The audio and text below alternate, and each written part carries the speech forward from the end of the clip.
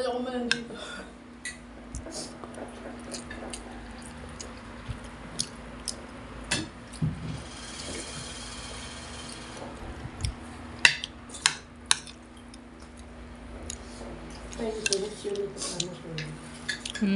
Tapos yan. Tapos, pag wala na yung host day, ang ganyan. Doon, dumadaan sa host yung ano.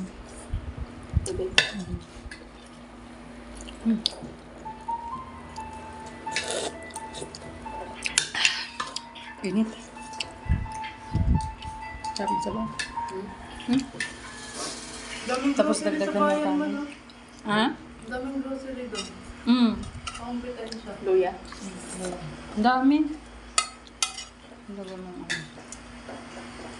Luya. Luya na lang. Loya na lang natira. Medyo nawala nga yung sipon ko lang. Ano ako lang. Loya? Gamot din. Uso pala sipon mo.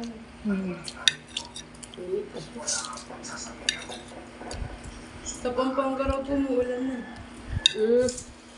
Pagpunta na yan dito, nagdilim. Kagabi nga, nag-ano, di ba, ambon na? Opo. Taglamig na raw dun. Hindi na mainit. Malamig doon pag ulan. Kaso, Pampanga.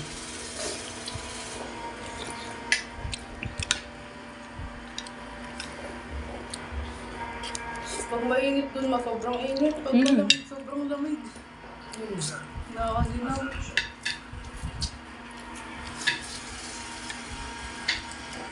Noong December, nakakatawa. Kanin mo ka. Maulan, no?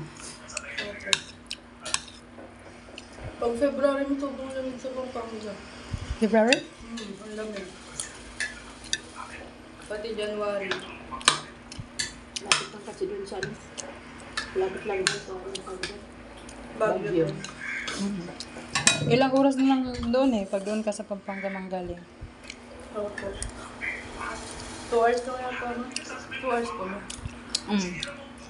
2 or 3. Pag galing dito, 8 hours. Ha? 5 lang yata ako. Oh? Kami dati 8 hours galing Manila. 8 hours ka. Bakit?